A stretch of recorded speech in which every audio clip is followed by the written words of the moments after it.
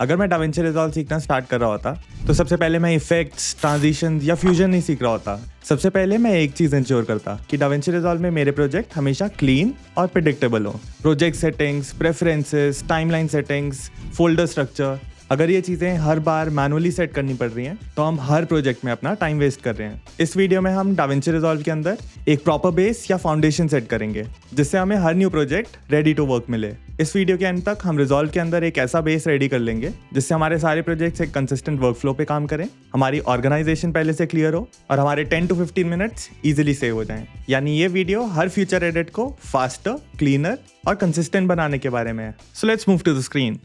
सबसे पहले हम स्टार्ट करते हैं रिजॉल्व के प्रोजेक्ट सेटिंग से। बॉटम राइट कॉर्नर में हम सेटिंग आइकन को क्लिक करेंगे, इससे हमारी प्रोजेक्ट सेटिंग्स ओपन हो जाएंगी। सबसे पहले हम मास्टर सेटिंग्स को देखते हैं। टाइमलाइन रेजोल्यूशन को हम उस रेजोल्यूशन पे सेट करते हैं जिसमें हमारी फाइनल डिलीवरी होनी है। यूजुअली ये 4K होता है। अगर आप 1080 पे डिलीवर कर रहे हो तो यहाँ पे हम 1080p सिलेक्ट कर लेंगे। नेक्स्ट हमारी टाइमलाइन फ्रेम रेट, इसको हम फुटेज के फ्रेम रेट के अकॉर्डिंग सेट करते हैं। मोस्ट केसेस में ये 24 फ्रेम्स पर सेकंड पे सेट होता है, बट ये डिपेंडेंट होता है कि हमारा ए रोल यानी जो हमारी मेन फुटेज है वो हमें किस फ्रेम रेट में मिल रही है। अगर वो 30 फ्रेम्स पर सेकंड पे है तो हम यहाँ पे इसको 30 करेंगे एंड 60 फ्रेम्स पे इसको 60 करेंगे।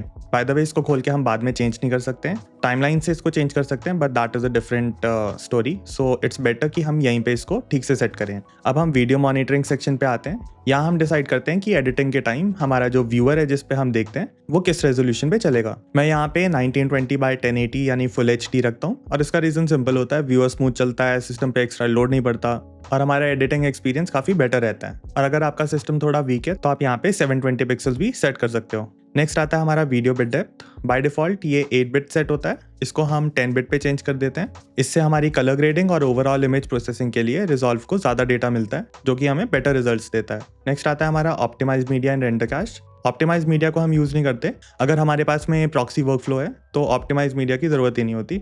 And the next video is going to be about proxy workflows. Proxy media resolution के लिए मैं चूज ऑटोमेटिकली पे ही रखता हूँ। इससे रिजॉल्व हमारे हार्डवेयर के हिसाब से बेस्ट ऑप्शन अपने आप सिलेक्ट कर लेता है। Usually 4K footage automatically half resolution पे कन्वर्ट हो जाती है जो काफ़ी स्मूथ होती है, बट अगर हमारा सिस्टम स्ट्रगल कर रहा है देन हम यहाँ पे मैनुअली इसको क्वार्टर या 1/8 पे भी सेट कर सकते हैं। देन हम प्रॉक्सी मीडिया फॉर्मेट के लिए ProRes 422 प्रॉक्सी यूज करेंगे। इसका एडवांटेज ये है कि ये डिकोड करने के लिए सिस्टम पे बहुत कम लोड डालता है। और अगर हम ProRes यूज नहीं करना चाहते तो next best option are DNX HR SQ यानी स्टैंडर्ड क्वालिटी या फिर DNX HR HQ high quality. ये चॉइस आपके हार्डवेयर पे डिपेंड करती है, but I would suggest go with ProRes 422 proxy. Next is render cache format. Similarly render cache format के लिए मैं ProRes 422 सेट करता हूँ। ये क्वालिटी और परफॉर्मेंस का अच्छा बैलेंस देता है। नेक्स्ट है कैश सेटिंग्स। मैं ये सेटिंग्स एनेबल करता हूँ। Background caching after 5 seconds, automatically cash transitions in user mode, automatically cash fusion effects in user mode.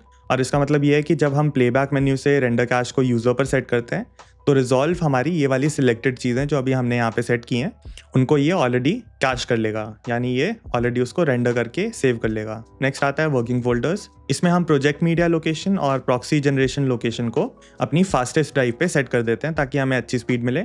And जो cash files and gallery stills हैं इनको मैं यूजुअली C ड्राइव पे छोड़ देता हूँ, it's fine by me, but आप इसको एक स्लोअर डिस्क में भी सेट कर सकते हो। नेक्स्ट है फ्रेम इंटरपोलेशन। रीटाइम प्रोसेस को हम नियरेस्ट पे रखते हैं, motion estimate standard better and motion range को मीडियम पे सेट रखते हैं। एंड अगर हमें बाद में स्लो मोशन क्रिएट करना है तो हम उसको क्लिप लेवल पे भी क्लिप को सिलेक्ट करके इंस्पेक्टर पैनल में जाके भी ऑप्टिकल फ्लो को सेट कर सकते हैं। तो बाय डिफॉल्ट हम इसको नियरेस्ट पे रखते हैं। नेक्स्ट हम ओपन करते हैं कलर मैनेजमेंट। कलर मैनेजमेंट में हम कलर साइंस को DaVinci YRGB पे, टाइमलाइन कलर स्पेस को DaVinci wide gamut intermediate and output colour space को Rec 709 गामा 2.4 पे रखते हैं। ये हमारे सोशल मीडिया और जनरल डिलीवरी के लिए बेस्ट ऑप्शंस हैं। कलर मैनेजमेंट के बारे में मैंने डिटेल में कलर ग्रेडिंग सीरीज में ऑलरेडी समझाया हुआ है, so you can go and check it out after the video. अगर अभी तक ये वीडियो अच्छी लग रही है then hit that like button, it really helps the channel grow. अब जब हमने ये एक बार सेट कर लिया है तो हम इसे बार बार मैनुअली सेट नहीं करना चाहते, इसलिए ऊपर से राइट साइड के 3 डॉट मेन्यू पे हम क्लिक करेंगे and set current settings as default preset को सिलेक्ट कर लेते हैं।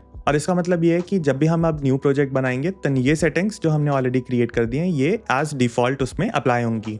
और अगर आप डिफरेंट डिलीवरीज के लिए काम करते हो तो आप मल्टीपल प्रीसेट्स भी बना सकते हो। जैसे हम यहाँ पे इसको 1080 पिक्सल्स पे सेट कर दें, देन हम यहाँ पे इसका 1080 का एक प्रीसेट बना सकते हैं। सिमिलरली हम 4K वर्टिकल 1080p 1080 वर्टिकल, इस टाइप से हम प्रीसेट्स क्रिएट कर सकते हैं। हर एक को हम अलग नाम से सेव कर लेते हैं ताकि जब भी हम एक न्यू प्रोजेक्ट क्रिएट कर रहे हो तब हम इसको सिंपली लोड कर सकें।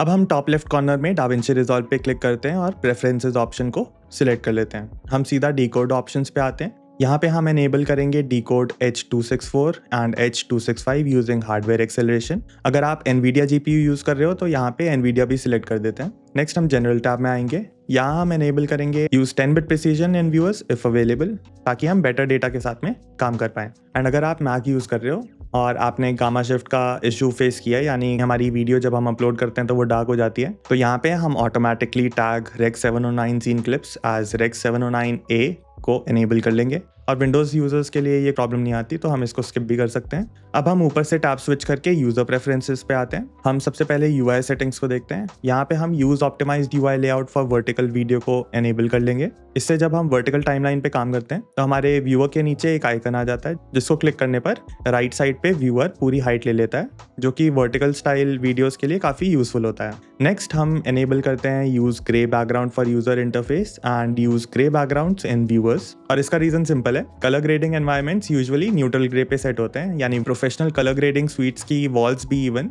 ग्रे पे सेट होती हैं, ताकि हमारे व्यूअर के अलावा जो सराउंडिंग कलर्स हैं उनकी वजह से कलर ग्रेडिंग करते टाइम हमारी इमेज परसेप्शन इन्फ्लुएंस ना हो। तो रिजॉल्व बाय डिफॉल्ट इसमें ब्लूइश टोन का सटल कलर बायस इंट्रोड्यूस कर सकता है, इसलिए हम इसको ग्रे पे सेट करते हैं। अब हम project save and load section पे आते हैं। यहाँ सबसे पहले हम डिसेबल करेंगे load all timelines when opening projects. इससे हमारे सिस्टम पे अननेसेसरी लोड नहीं आता है और सिर्फ वही टाइमलाइन लोड होती है जिस पे हम काम कर रहे होते हैं। इसी सेक्शन में नीचे हमें सेव सेटिंग्स आता है और यहाँ पे हम live save, project backups and timeline backups को एनेबल कर लेंगे। एंड मैं पर्सनली बैकअप्स को इस तरह से सेट करता हूँ, perform backups every 20 minutes, hourly backups for the past 10 hours and daily backups for the past 7 days. इससे अगर कभी हमारा रिजॉल्व क्रैश भी हो जाए या प्रोजेक्ट करप्ट हो जाए तो हम इजीली रोल बैक कर सकते हैं, और ये कहाँ पे बैकअप करना है उसकी बैकअप लोकेशन भी हम यहीं से सेट कर सकते हैं। नेक्स्ट हम कैश मैनेजमेंट पे आते हैं and delete cash files older than 15 days को सिलेक्ट कर लेंगे एंड एनेबल कर लेंगे, क्योंकि 15 डेज में यूजुअली हमारे प्रोजेक्ट्स और रिविजन्स कंप्लीट हो जाते हैं, तो उसके बाद में कैश फाइल्स रखने का कोई सेंस नहीं है। तो डाविंची ऑटोमेटिकली हमारी कैश डिलीट करते रहेगा और हमारी स्टोरेज क्लीन रहेगी।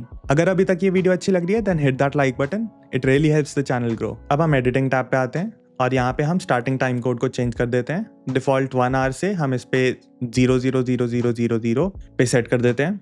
इससे हर टाइमलाइन हमारी 0 से स्टार्ट होगी, जो एडिटिंग और सिंकिंग के लिए क्लीन होता है। देन हम automatic smart beans for keywords and automatic smart beans collections को डिसेबल कर लेते हैं, क्योंकि मैं पर्सनली स्मार्ट बिन्स यूज़ नहीं करता, इसलिए मैं इनको डिसेबल रखता हूँ। अब हम टेक्स्ट सेक्शन पे आते हैं। हम एडिटर्स के सिस्टम में यूजुअली हज़ारों फॉन्ट्स इंस्टॉल्ड होते हैं, और इसी वजह से जब हम टेक्स्ट या टेक्स्ट प्लस यूज़ करते हैं तो हमारी फॉन्ट लिस्ट बहुत ही बड़ी यानी बहुत क्लटर्ड हो जाती है। तो इसी को क्लीन करने के लिए हम यहाँ पे एनेबल करते हैं display only specific fonts. But इससे पहले हम एक सिंपल टेक्स्ट फाइल बनाते हैं जिसमें हम यहाँ पे 1 by 1 वो सारे फॉन्ट्स लिखते हैं जो हम रेगुलरली यूज़ करते हैं। अगर किसी फॉन्ट के मल्टीपल स्टाइल्स होते हैं तो हम उस फॉन्ट के बाद में स्टार ऐड कर देते हैं, जिससे उस फैमिली के सारे वेरिएंट्स इंक्लूड हो जाएं। हर फॉन्ट को एक नई लाइन पे लिखेंगे एंड फाइल सेव करने के बाद यहाँ पे हम ब्राउज करके उस फाइल को सिलेक्ट कर लेंगे। अब जब नेक्स्ट टाइम रिजॉल्व ओपन होगा तो हमें सिर्फ वही फॉन्ट्स दिखेंगे जो हम एक्चुअली यूज़ करते हैं। एंड यहाँ पे हम एक इंपॉर्टेंट बात याद रखेंगे, हमारी प्रोजेक्ट सेटिंग्स हर प्रोजेक्ट के लिए डिफरेंट होती है,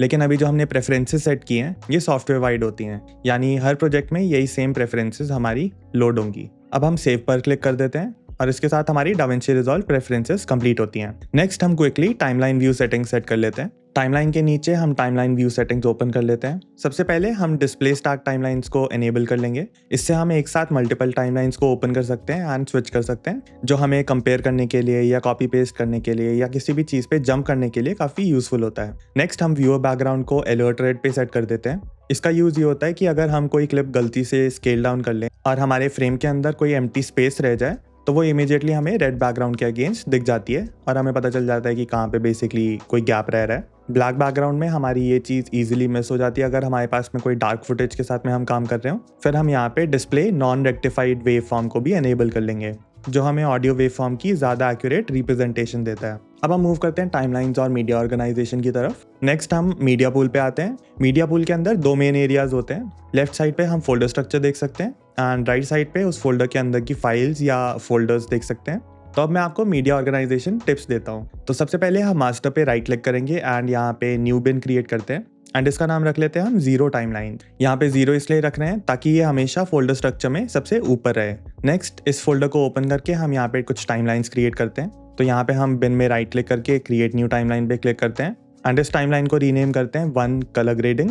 यूजुअली हम यूज प्रोजेक्ट सेटिंग्स को इनेबल्ड ही रखते हैं। इसका मतलब ये है कि टाइमलाइन वही रेजोल्यूशन और फ्रेम रेट यूज करेगी जो हमने अभी प्रोजेक्ट सेटिंग्स में सेट किया है। बट अगर कभी हमें कस्टम टाइमलाइन चाहिए, जैसे अगर हमने यहाँ पे प्रोजेक्ट सेटिंग्स में 4K रेजोल्यूशन रखा है एंड हमें कोई 1080 पिक्सल्स की टाइमलाइन चाहिए, या फिर हम कोई वर्टिकल टाइमलाइन क्रिएट करना चाह रहे हैं, तो हम यहाँ पे इसको अनचेक कर लेंगे एंड फॉर्मेट में जाके हम टाइमलाइन रेजोल्यूशन, फ्रेम रेट या इसको वर्टिकल क्रिएट कर सकते हैं। नेक्स्ट, इसको कॉपी पेस्ट करके हम इसका नेम चेंज कर लेंगे as to first cuts and इस टाइमलाइन को हम सिर्फ कटिंग के लिए यूज करेंगे। यहाँ पे हम फुटेज कट करेंगे एंड बेस्ट टेक्स को सिलेक्ट कर लेंगे। सिमिलरली हम एक लास्ट टाइमलाइन क्रिएट करेंगे जिसका नाम होगा 3.editing टाइमलाइन और इसके अंदर अब हम फाइनल वीडियो बना रहे हैं, तो इसमें हम टेक्स्ट, ग्राफिक्स और एनिमेशन, म्यूजिक, साउंड इफेक्ट सब कुछ यहीं पे ऐड करेंगे, यानी फाइनल आउटपुट हमारी यहाँ पे प्रिपेयर होगी। ये एक वर्क फ्लो मेथड है जो मैं पर्सनली यूज करता हूँ। इसका ऑर्डर सिंपल है। सबसे पहले हम कलर ग्रेडिंग कर रहे हैं, देन उस कलर ग्रेडेड क्लिप पे हम कट्स लगा रहे हैं एंड देन उस कट्स के बाद में हम फाइनल एडिटिंग कर रहे हैं। इससे हमारा वर्क फ्लो क्लीन रहता है और चेंजेस मैनेज करना इजी हो जाता है। सिंपली जब हम नेक्स्ट टाइमलाइन पे मूव कर रहे हो तो हम लास्ट टाइमलाइन वाली क्लिप्स को कॉपी करके नेक्स्ट टाइमलाइन पे पेस्ट कर लेंगे। एंड इसका एक सेकेंडरी रीजन भी है, जैसे अगर हमारी एडिटिंग टाइमलाइन में कोई क्लिप मिसिंग है एंड अगर हमने कुछ गलती से डिलीट कर दिया तो हम लास्ट वाली टाइमलाइन यानी फर्स्ट कट्स में जाके उसको हम रिस्टोर टाइमलाइन बैकअप यूज करके उसको रोल बैक कर सकते हैं, जिससे बेसिकली हम अपनी गलती को फिक्स कर सकते हैं। एंड अगर हमने सारा का सारा काम एक ही टाइमलाइन पे किया होता then it would have been very difficult for us to restore our timeline, क्योंकि इतनी सारी वर्जन्स उसमें क्रिएटेड होते कि हमको मुश्किल होता काफ़ी ढूंढना। तो इसके थ्रू बेसिकली हम कंपार्टमेंटलाइज कर रहे हैं चीज़ों को, ताकि जब हम कोई भी प्रॉब्लम फेस करें तो उसे डायग्नोस और ठीक करना हमें ईजी हो।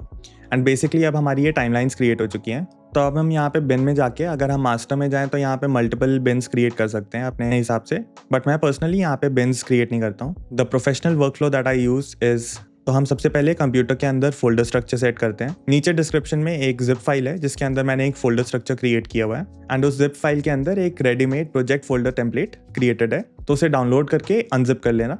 देन नेक्स्ट बेसिकली हम इस फोल्डर को एक टेम्पलेट की तरह ट्रीट करेंगे। जब भी हम कोई नया प्रोजेक्ट स्टार्ट करेंगे तो इस फोल्डर को हम कॉपी पेस्ट कर सकते हैं और इस फोल्डर का नाम चेंज करके हम प्रोजेक्ट के नाम पे रीनेम कर लेंगे एंड इस पॉइंट पे हमारा प्रोजेक्ट फोल्डर रेडी होता है। अब हम क्विकली फोल्डर स्ट्रक्चर को समझ लेते हैं। टॉप लेवल पे सिर्फ दो मेन फोल्डर्स हैं। Number 1 is source, then the second is rendered. Source folder के अंदर हमारे पास में 3 मेन फोल्डर्स हैं। The first is footage.